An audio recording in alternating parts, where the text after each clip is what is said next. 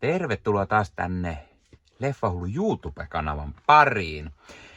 Jatketaan taas kerran tätä Mikä ihmeen videosarjaa. Ja otetaan tällä kertaa aiheeksi 4K UHD. Tämä videosarja on käsitellyt hieman erikoisempia tai lyhytaikaisia fyysisiä elokuvaformaatteja. Formaatteja, joita ei enää ole, jotka on jäänyt unholaan tai joita ei välttämättä edes meillä Suomessa ole ollut. Tällä kertaa kuitenkin on poikkeus. Ja jaksossa puhutaan 4K UHD levyistä tai formaatista. Miksi siis elossa oleva tämänhetkinen formaatti on aiheena? No se johtuu siitä, että moni ei tunnu tietävän, mikä on 4K tai mitä näiden levyjen katsominen tai toistaminen vaatii. Joten meikäläinen ajattelee, että otetaan nyt hiukan juttua myös nykyisestä formaatista. Tällä hetkellä siis fyysisiä formaatteja elokuvat tulevat fyysisille levyille 4K UHD-levynä, Blu-rayna tai DVDnä. Ja moni tänä päivänä edelleen pitää kiinni pelkästään DVD-formaatista, joten heillä ei ole edes tietoa, mikä on 4K UHD. Tai millä laitteella näitä pystyy katsomaan. Pystyykö näitä katsomaan perus DVD-soittimella? Ei. Pystyykö näitä katsomaan perus Blu-ray-soittimella? Ei. Vaan paneudutaan tässä jaksossa tarkemmin, mikä on tämä 4K UHD tai 4K Ultra HD Blu-ray, joksi sitä myös kutsutaan. Ja tuttuun tapaan esittelen myös oman 4K Ultra HD kokoelmani tai itse asiassa osia siitä, koska meikäläisellä on tällä hetkellä kuitenkin lähemmäs 200 varmaan jo näitä levyjä ja niitä on ympäri tällä leffahuonetta, joten niiden kaikkien kasaaminen tähän olisi lähes mahdotonta, joten otetaan niin kuin käsittelyyn vaan osa, mitkä on tässä niin kuin katsomattomana ollut pidemmän aikaa, tai sitten sellaisia, mitä tässä nyt käden ulottuvilla suht helposti oli, kun tätä aloin kuvaamaan. Eli 4K UHD. Ensimmäiset UHD-levyt julkaistiin Jenkeissä 14.2.2016, eli ihan juuri 9 vuotta sitten. 9 vuotta sitten ja vieläkään niin kuin moni ei tiedä, mikä tämä formaatti on, tai tämä on edelleen todella pienimuotoiseksi jäänyt. Se johtuu siitä, että Blu-ray ja DVD on molemmat täysin toiminnassa, täysin voimissaan, ja kun formaatteja on 3 rinnakkain samaan aikaan, niin toki joku niistä jää pienemmän yleisön formaatiksi, ja tässä tapauksessa se on tämä 4K Ultra HD, koska tämä on kallein niistä ja vaatii sitten laitteiston päivitystä, mikä saattaa myös hieman maksaa. Omasta mielestä kuitenkin tämä on niin paljon parempi formaatti kuin muut tämän hetken formaateista tai mikään aikaisemmista formaateista, jonka takia mielestäni päivittäminen on todella hyvä sijoitus. Eli 4K Ultra HD-levyt vaatii oman soittimen. Näitä ei voi katsoa DVD- tai Blu-ray-soittimilla. Toki nykykonsoleilla, kuten esimerkiksi PlayStation 5 tai Xbox One X ja S tai Series X sisältää UHD-soittimen. Eli PlayStation 4 ei pystynyt katsomaan, mutta PlayStation 5 sen toi myös mukaan. Ja tämän lisäksi 4K:n katsominen vaatii 4K-telkkarin. Mielellään myös HDR-kykenevän, sillä HDR on kaikki kaikessa. Puhutaan hetken päästä siitä lisää. kyllä, voit tietenkin katsoa tätä elokuvaa ihan perus HD-telkkarilla, mutta että se silloin saa siitä 4K-kuvaa, joten eihän siitä ole mitään hyötyä silloin sinulle. Eli sen takia 4K, TV ja mielellään HDR-kykenevä. Toki nykyään julkaistavat 4K-telkkarit on lähes aina HDR-kykeneviä. Mikä on sitten HDR, eli mikä ihmeen HDR? HDR eli High Dynamic Range. Se tarkoittaa laajaa dynaamista aluetta, joka esimerkiksi valokuvauksessa on tapa tallentaa valokuvan vaaleimpien ja tummempien alueiden yksityiskohdat. Tällöin samassa näkymästä otetaan useita kuvia, jotka yhdistetään siten, että niiden parhaat elementit näkyvät lopullisessa kuvassa. Eli HDR-näytöissä ja telkkareissa on kirkkaampi ja parempi kontrasti kuin perus SDR, eli Standard Dynamic Range, telkuissa ja näytöissä. Ja tämä on yksi iso asia, yksi isoista 4K-eduista verrattuna Blu-rayhin, sillä varsinkin tummat ja lähes kokonaan yöllä tai pimeydessä tapahtumat leffat näyttää paljon paremmilta 4K:na. Musta on mustempaa ja kaikki harmaan sävyt erottuvat loistavasti.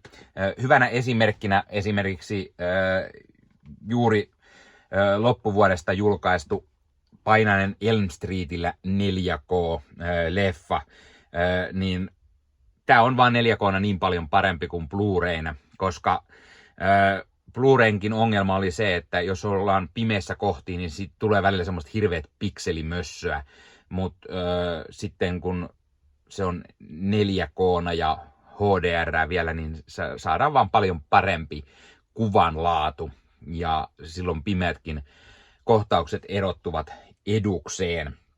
Eli 4K:ssa on se hyvä puoli, että jos se on kunnolla masteroitu se leffa, niin vanhempikin leffa näyttää todella hyvältä. Tässä on tämä 40 vuotta vanha Painainen Elm Streetille, joka ei ole koskaan näyttänyt näin hyvältä. Mutta sitten esimerkiksi mustavalko-leffat näyttää todella paljon paremmilta 4K-televisioissa. Ja 4K on vielä sellainen, että täytyy aina muistaa se, että jos se masteri tehdään todella hyvin. Sanotaan esimerkiksi, jos tehdään filmiltä ja masteroidaan siitä 4K:ksi, niin se on todella hyvää kuvanlaatua. Parempaa kuin jos se saattaa olla joku huonolaatuisempi, vaikka digitaalinenkin tallenne, niin silti välttämättä ei saa ihan yhtä hyvää kuin filmiltä 4K:lle. Toki tietenkin nykyään suurin osa leffoista kuvataan jo ihan valmiiksi 4K:na. 4K:sta puhuttaessa täytyy aina mainita myös se seikka, että kun vanhemmat leffat restauroidaan 4K:ksi, niin masteri tehdään usein siitä 2K, tehdään niin kuin 2K:ksi ja siitä se skaalataan sitten ylemmäksi. Eli todellinen kuvanlaatu ei välttämättä ole 4K-tasoa, vaan pikemminkin 2K-tasoa. Mutta se on semmoinen, että 2K:nakin se todennäköisesti on parempi kuin Blu-ray, koska se nyt siis on 2 kertaa terävämpi kuva kuin Blu-rayssä. Kun taas sitten 4K, sehän siis tarkoittaa sitä, että on 4 kertaa parempi kuvanlaatu kuin Blu-rayssa. Totta, sen unohdin mainita. Eli 4K nimensä mukaisesti on 4 kertaa enemmän pikseleitä mitä Blu-rayssa. Eli pikseleitä on se 3840 kertaa 2160, mikä tarkoittaa sen, että pikseleitä on yhteensä se 8,3 miljoonaa, mikä tarkoittaa sitä, että tämä kuvalaadullisesti on 4 kertaa terävämpi verrattuna Blu-rayhin, mikä taas sitten on jo pirusti terävämpää verrattuna DVD:hen. Jos on 4K eli 4 kertaa enemmän pikseleitä, niin se myös tarkoittaa, että on terävämpi ja yksityiskohtaisempi kuvanlaatu. Vaikka jos kuvataan ihmisen päätä, niin yksittäiset hiukset, rypyt, jääneen ihohuokoset näkyvät paljon paremmin 4K:na.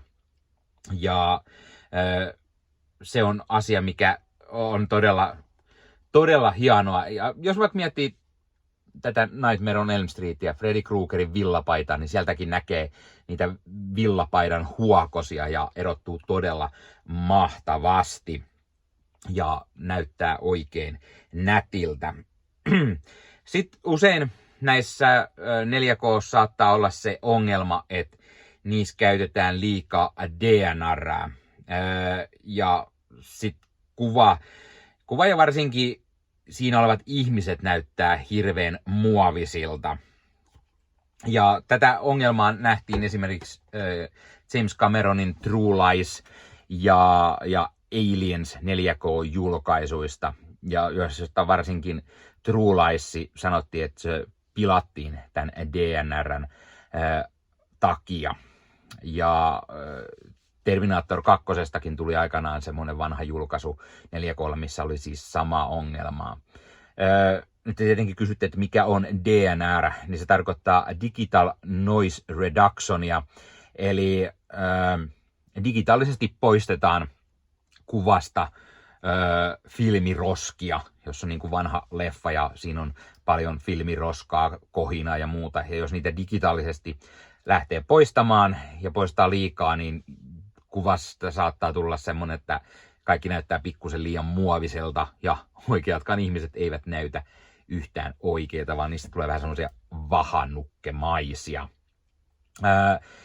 Eli joissain tapauksissa voi myös olla, että Blu-ray näyttää oman silmän paremmalta kuin 4K.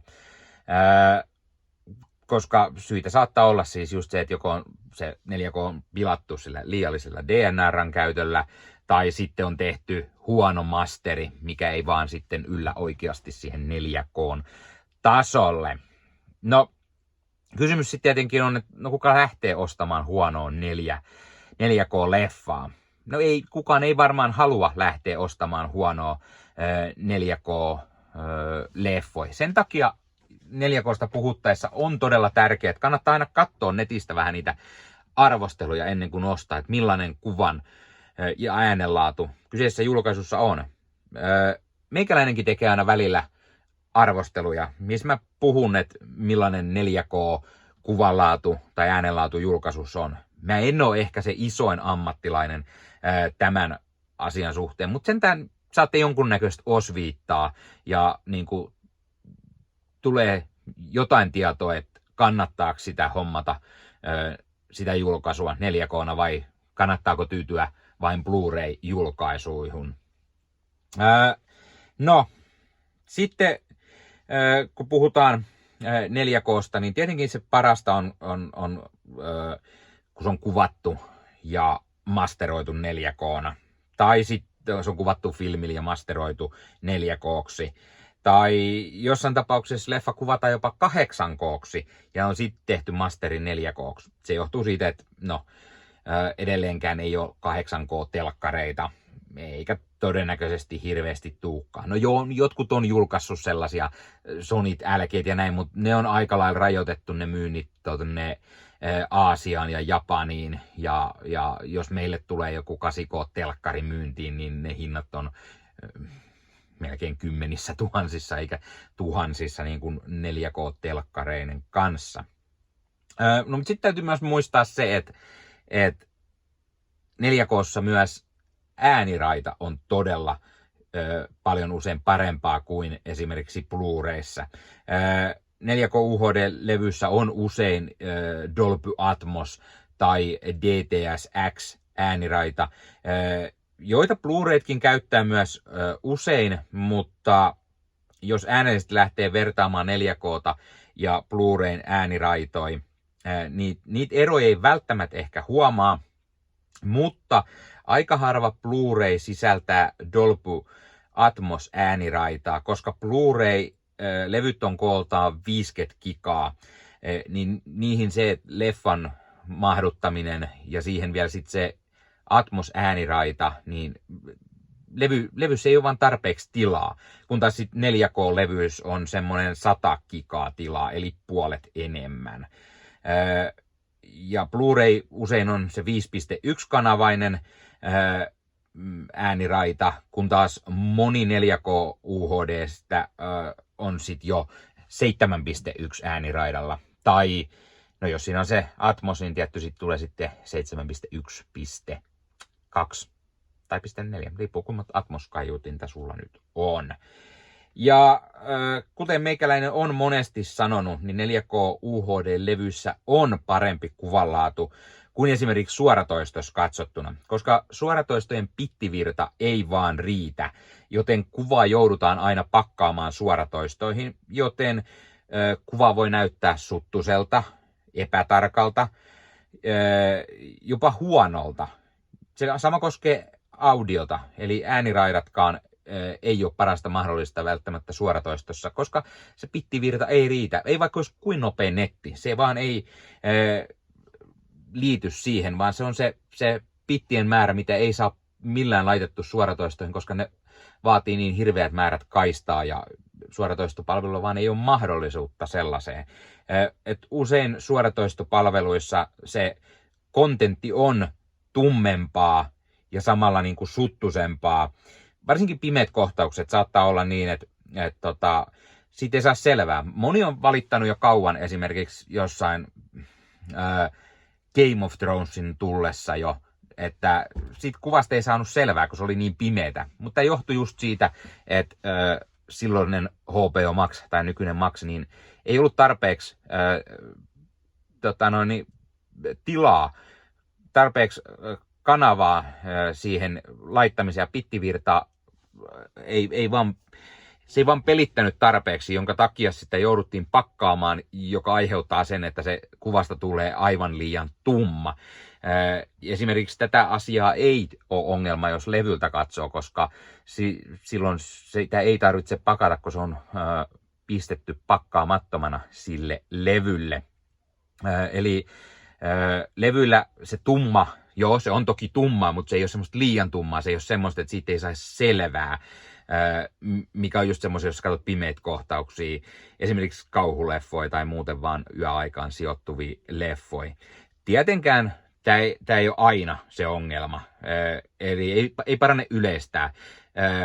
Esimerkiksi suoratoistopalveluissa, ne ei aina kaikki suoratoistopalvelut ei kärsi niin pahasti tästä ongelmasta, ja kaikki leffat ei välttämättä ole niin tummia, että se pakkaantuminenkaan ei haittaa, mutta ennen kaikkea niin levyltä katsottaessa ei tätä ongelmaa tuu. Ja sen lisäksi moni ei välttämättä huomaa sitä Blu-rayn ja 4K:n välistä eroa. Ei ainakaan, jos on huono 4K-julkaisu tai jos ei ole oikein kunnon laitteet. Eli mä sanon, että kyllä sä huomaat, jos sulla on kunnon 4K HDR-telkkari ja sit sulla on joku kunnon julkaisu 4K:na. Sanotaan vaikka tää Painainen Elm Streetillä tai Denis Villeneuven Blade Runner, niin tää on semmosia leffoja, minkä 4K-julkaisu on ihan saakelin hyvä ja terävää, niin sä huomaat todennäköisesti kunnon laitteella, että mikä ero on 4K ja Blu-rayn välillä. Sen lisäksi 4K-leffoissa usein siinä tulee mukana myös se Blu-ray-levy. Eli siinä on 4K ja Blu-ray mukana. Tämä on esimerkiksi hyvä sellaisille, jotka ei nyt 4K:ta kerää, mutta esimerkiksi ostaa leffat, haluaa jonkun steelbookin, niin niissä usein on mukana myös se Blu-ray. Tai sitten semmoisen tilanteeseen, että sanotaan, että sä meet vaikka mökille käymään tai kaverille, jolla ei ole 4K-soitinta tai laitteita, niin sitten sä voit ottaa silti leffa mukaan ja voitte katsoa sen Blu-rayn yhdessä. Toki mä oon sitä mieltä myös, että tästä pitäisi vähän luopua, koska sitten siinä on se ongelma, että jos sulla on leffa tai julkaisu, missä on sekä 4K että Blu-ray-levyt, niin ne on yleensä myös kalliimpia kuin se, että siinä olisi vaan se toinen levy pelkästään. Sen lisäksi valitettavan usein edelleen niin 4K-julkaisut on uutena kalliimpia kuin Blu-ray, joka taas on hiukan kalliimpaa kuin DVD. Ja tämä on monelle se kynnyskysymys, että jos lähtee miettimään jotain leffaa uutena, niin saattaa olla 4K:na se leffa on 25 ja 30 euron väliin. Kun taas sitten Blu-ray saattaa olla noin 18, 20 tai vähän päälle euroa. Ja sitten taas saattaa olla, että DVD on jotain 15 ja 18 väliä esimerkiksi. Niin siinä tulee jonkun verran jo eroa hinnassa, mutta itse on ainakin sitä mieltä, että mä oon aina valmis maksamaan hiukan ekstraa, jotta saan sen 4K:na, koska tässä vaan on niin paljon parempi kuvan ja äänen laatu. Toivottavasti tämä auttoi edes jotain, jotka ei nyt tiedä mikä on 4K UHD ja ihmettelee, että mikä ihmeen. Jonka takia mä tämän videosarjan myös aloitin. Jonka takia mä ajattelin, että käydään myös tätä uudempaa formaattia, tätä elossa olevaa formaattia. Ja sitten kuten mä sanoin, niin mä vähän esittelen myös mun 4K Ultra HD-kokoelmaa, mutta koska mulla on niin paljon niitä, niin mä esittelen vaan sellaisia, mitä mulla tässä oli katsomattomana tai sitten ihan hollilla. Esimerkiksi just Nightmare on Elm Street. Tästähän mä tein myös 4K UHD-arvostelun loppuvuodesta, joten se oli tässä hollilla. Sitten on hirveä määrä semmosia, mitä mä en oo kattonut. Mä oon leffan nähnyt, mutta en oo just tätä 4K-julkaisua, mitä mä oon hommannut. Blade Runner 2049 löytyy. Mahtava Denis Villeneuven Blade Runner. Tästä pitäisi ehdottomasti katsoa tää 4K, koska tässä on kuulemma uskomattoman hyvä kuvan laatu. Ja mä ajattelin, että tämän voisi jossain vaiheessa koittaa katsoa ja tehdä siitä arvostelua myös, semmoista 4K-arvostelua. Sitten on Denis Villeneuven Arrival, jossa myös kuulemma kova kuvan laatu. Ja no, tää on joidenkin, ehkäpä kaikkien aikojen lempileffa. Ei välttämättä meikäläisen, mutta joidenkin, niin senkin voisi katsella. Ja Denis Villeneuve on yksi ja suosikkiohjaajia niin tällä hetkellä, niin myös siitä syystä. Sitten mulla on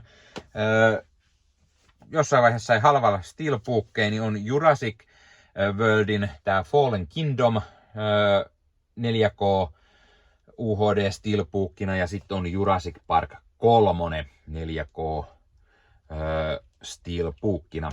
Kumpaakaan en ole tässä formaatissa katsonut, vaikka molemmat leffat on joskus katsottu. Siksi ne on vielä muoveissa. No sitten löytyy Terminator Genisys. Ei myöskään ehkä välttämättä kauhean kova leffa, mutta koska jossain vaiheessa mä ostin ihan hirveä määrä, kun sai halvalla 4K-julkaisuja jostain. Tääkin on brittijulkaisu. Joskus sai Britistä tosi halvalla näitä tilattu jollain 10 eurolla per leffa tai joskus jopa halvemmalla, niin tuli osteltua, mutta on silti katsomatta. Star Trek Beyondia, eli tämä J.J. Abramsin trilogian viimeinen. No eihän Abrams tätä ohjannut enää, mutta siis kuitenkin mä päätin, että mä haluan nämä kaikki, tämän koko trilogian 4K:na. Mulla on myös siis ne 2 muuta, mutta ne on täällä leffahuoneessa jossain, niin ettei niihin just ylötty. Sitten Jennifer Lawrence, Chris Pratt tähdittämä Passengers-elokuva. Mä ajattelin, että tämä on semmoista ihan tyylikkään näköistä skifiä, niin semmoinen epäilys, että tässä saattaisi olla ihan hyvä tämä 4K-julkaisu, niin ostin sen. Ja muistaakseni sai suht edullisesti. Sitten tämä live action remake Ghost in the Shell-leffasta, jota tähdittää Scarlett Johansson. Tämä leffa nyt ei välttämättä ole kauhean hyvä, ja ne, jotka on katsonut Ghost in the Shell-animea, tietää ehkä, että tämä ei välttämättä ole niin hyvä, mutta tämä on tosi nätti visuaalisesti, tämä on täynnä hienoja värejä, niin tästä on, ilmeisesti tämä 4K-julkaisu on tosi hyvä, niin siksi mä ajattelin, että ostan tän ja testaan, että onko hyvä kuvan ja äänen laatu. No sitten Alejandro González Iñárritun ohjaama The Revenant 4K:na. No, tää oli yksi tämän vuoden parhaimpia leffoja. Oscar-voittaja elokuva ja Leonardo DiCapriokin Oscarin tästä sai roolistaan, niin mä ajattelin, että pakko se on hommata. Tää on ollut kanssa mulla useamman vuoden ja mä en ole vieläkään kattonut tässä formaatissa. Pitäis katsoa. Mä oon kerran tämän vaan nähnyt. Pitäis katsoa uudestaan. Sitten on Spielbergin ohjaama Pelastakaa sotamies Ryan. Tämä on semmonen, kun jossain vaiheessa oli kovia tarjouksia Italian Amazonissa, niin tuli osteltua leffoja, niin sen takia tämäkin leffa on italiankielisillä kansilla varustettu. Pitäis katsoa pitkästä aikaa tääkin leffa. Sehän on pirun kova. Sitten sen lisäksi David Ayerin Fury. Vaikka David Ayer ei kauhean hyvää Suicide Squad-leffaa tehnyt, niin herra on ihan hyvä elokuvaohjaaja ja Fury on todiste siitä. Tää on hyvä leffa. Ja pitäisi katsella tää, koska ilmeisesti tästäkin oli, tää on aika hyvä tää 4K-julkaisu tästä, niin pitäisi katsastaa se. Voisi senkin koittaa tänään voin katsoa ja tehdä ehkä jotain arvostelua. Sitten löytyy Bourne-leffoja, Bourne Identity ja Bourne Supremacy. En muista kirvelläkään, että oliko mulla vielä se yksi osa tätä trilogiaa. Mutta nämä ainakin oli 4K:na. Ja tuli silloin halvalla ostettu. Miksikä se ei vähän Bournea? Bournet on hyviä leffoja. No sit, en tiedä onko ne kauhean hyviä leffoja, mutta tää oli sitä hetkeä, että mä ostin ihan hirveä määrä, pakko saada 4K:na, niin mä ostin Snow White and the Huntsman-leffan sekä sitten sen jatkossa Huntsman Winter's War. Nää tuli ostettu 4K:na. Tää on hauskaa, että näissä on myös tää Nordic-julkaisuus, tää yhteneväinen tämmönen pahvisliive molemmissa, niin on sentään sit saman tyylisiä. En ole tosiaan näistäkään 4K-versio katsellut. On semmosia leffoja, että ei ole ollut kiireessä katsoa uudestaan, ei ole niin semmosia. No sitten Ron Howardin ohjaama Chris Hemsworthin tähdittämä In the Heart of the Sea. Tää on yksi semmosia leffoja, mitä oli se Edeonillakin useampi vuosputke. Aina kun niillä oli joku alennus, niin tää löytyi halvalla 4K:na, joten piti se silloin hommata. Sitten Jim Henson's Labyrinth.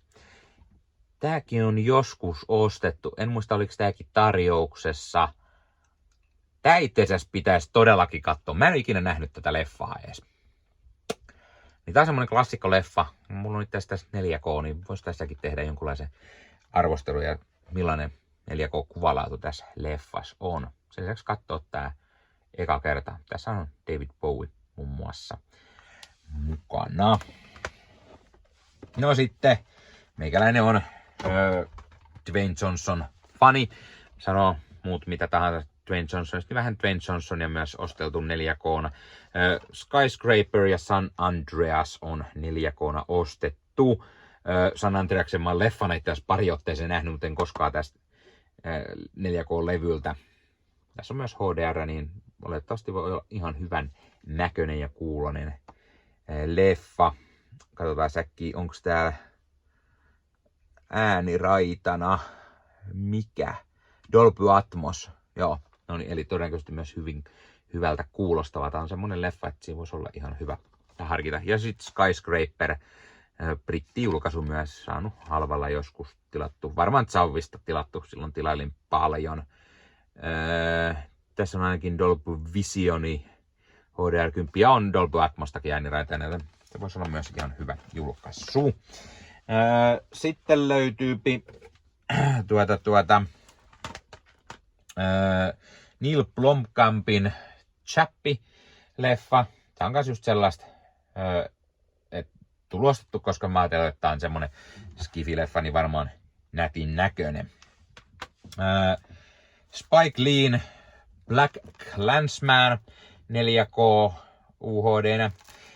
moni miettii aina, että kannattaako tällaisia niin kuin draamaleffoja ostaa 4K:na, riittäisikö siitä joku Blu-ray esimerkiksi. No varmasti siis riittäisi, mutta onhan 4K aina parempi kuvanlaatu, jos on vaan hyvä julkaisu, niin on hyvä ostaa. Ja tässä on myös Dolby Atmos ääniraita ja näköjään käyttää myös Dolby Vision enkoodausta, joten uskoisin, että tässä on aikas hyvä kuvanlaatu. Tässä katsotaan tämä joskus uudestaan. Tässä oli Jasper Pääkkönen myös mukana. Sitten Tom Cruisen tähdittämä Joseph Kosinskin elokuva Oblivion, eli tämmönen skifileffa jälleen, joten siksi mä ajattelin, että on varmasti hyväkin 4K-julkaisu. No sitten löytyy Enkelit ja demonit sekä Da Vinci Koodi, eli tätä Tom Cruisen tähdittämä Robert Langdon leffoja, niin ne oli kans joskus tosi hyvää hintaan, niin tullut ostettua 4K:lle. Sitten on Seth Rogenin Seth Rogenin luoma ääninäyttelemä Sausage Party. En tiedä, onko tämä kuin hyvä 4K-kuvanlaatu, mutta siis parhaimmillaan myös animaatiot näyttää todella hyvältä 4K:na, niin, mutta tämä oli joskus taas niitä, että sai piru halvaa, niin on tullut osteltua. Sitten joku, mitä mä ajattelin, että on todella varmasti hyvän näköinen, niin Planet Earth 2 luontodokkari. Tämä on HDR, niin tässä on varmasti uskomattoman nätin näköistä luontomateriaalia. Ja jossain mun mielestä kehuttiin tätä tosi paljon, tätä kuvanlaatua, niin siksi mä ostin tän. Ja tässä vaan katsella joskus. David Attenborough tietty on tässä äänessä, niin kuin niin monessa luontodokkarissa herra on ollut. Ja heilläkin lapset tykkää katsella luontodokkareita. Avaraluonto on heidän suosikkia, niin vois harkita joskus tätäkin katsastaa. No sitten leffa, minkä mä en kyllä tiedä, että onko tässä kauhean hyvä kuvanlaatu, mutta Mel Gibsonin The Patriot. Mä tykkään tästä leffasta tosi paljon. Ronald Emmerich'n ohjaama. Vähän Braveheart-tyylistä, mutta sitten ei kuitenkaan sinne päinkään oikeastaan, mutta siis tämmönen sotaleffa Yhdysvaltojen sisällissodasta. Ainakin, vai oliko tää sisällissota?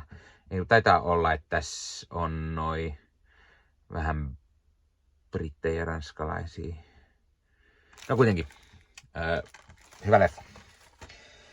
Sitten, miksikäs ei. Mamma Mia ja Mamma Mia, here we go again.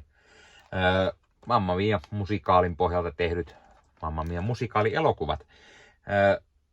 Sai joskus suht halvalla jomman kumman, olikohan se tää eka vai toka, mutta ostin sit lopulta ne molemmat. Edelleen en ole katsellut tässä formaatissa, mutta mä tykkään tosi paljon Appan musiikista ja mä tykkään myös tosi paljon näistä leffoista.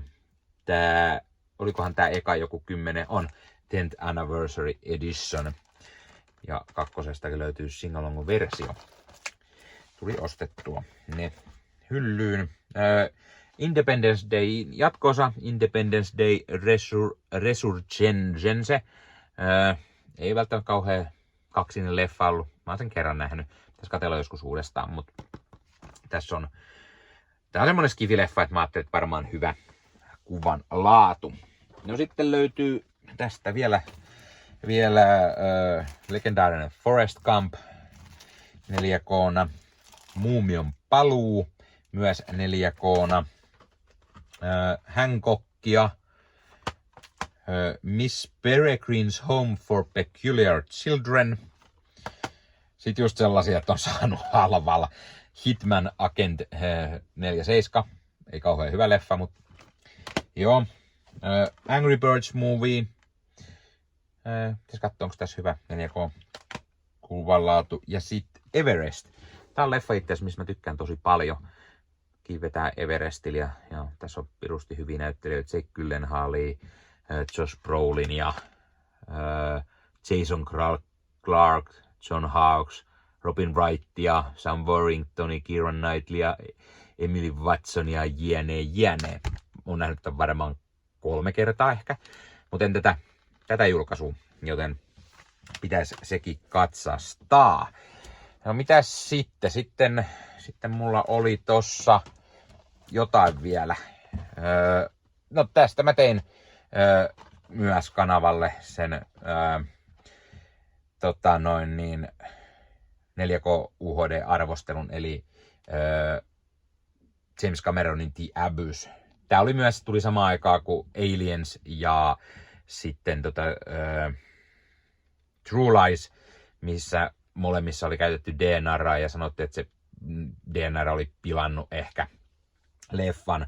Mutta Abysissa on myös selvästi DNR:aa käytetty, mutta ei ehkä ihan niin paljon. Ja tää oli aika mahtava kuvanlaadullisesti tää leffa. Sitten on tehnyt myös arvostelun esimerkiksi Planes, Trains and Automobile-leffan 4K:sta tai To Kill a Mockingbird 4K. Ne löytyy tosta ja löytynkö mä vielä tuolta lisää?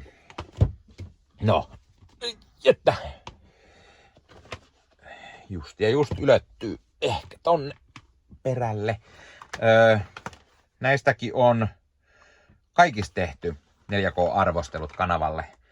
Top Gun Maverick, ensinnäkin mahtava leffa, mun niin on myös pirun hyvä 4K-julkaisu. Sitten David Leitchin Bullet Train, myös tosi hyvä 4K. Sitten oli eka Dyyni, Denis Villeneuve 4K:ta. Tästä myös arvostelua kanavalla. Ja sitten nämä vanhat Universalin monsterileffat, Frankenstein, Wolfman, Invisible Man ja tää Dracula, niin nämä löytyy myös 4K:na. Kiitos levittäjän SF Films, niin SF Studionilta nämä sain arvostelua varten ja näin vanha. Siis nämä on 30-luvulta nämä leffat. Näissä on uskomattoman hyvä kuvanlaatu 4K:na. Eli senkin takia esimerkiksi 4K-julkaisut, kun on kunnolla tehty, niin niissä voi olla ihan äärettömän hyvä kuvanlaatu.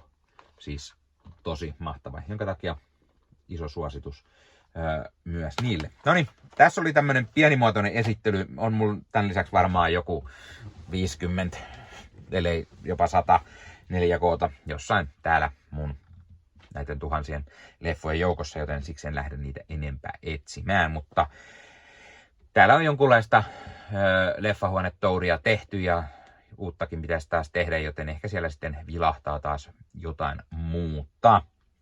Hei, toivottavasti tykkäsit tästä videosta ja hei, laittakaa ihmeessä kommentteihin. Oliko sulla aikaisemmin tietoa, mikä on 4K Ultra HD? Keräiletkö sä itse 4K-leffoja? Onko sulla 4K-laitteistoa? Ja jos on, niin millaista 4K-laitteistoa sulla on? Millainen telkkari, minkä valmistajan, tai onko jopa videotykki 4K:na? Mikä soitin sulla on? Itse mä katselen tällä hetkellä Pleikkari 5:lla 4K-leffoja. Sitä ennen mulla oli Xbox One S, jolla mä niitä kattelin.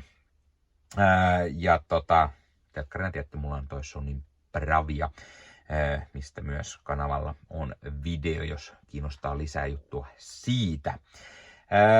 Ja muistakaa he laittaa kommentteja, mitä mieltä olette. Tai jos joku näistä, mitä mä esittelin näistä leffoista, ei nyt välttämättä näistä, mistä arvostelu on jo tehty kanavalla, mutta joku sellainen, mistä ei ole tehty, mitä mä näistä näyttelin, niin jos näistä jostain on pirun hyvä 4K-kuvanlaatu, tai jos näistä jostain haluatte 4K UHD-arvostelua, niin hei, pistäkää kommentteja myös siihen, niin tiedän miettiä, että mistä sitten tekisi arvostelua.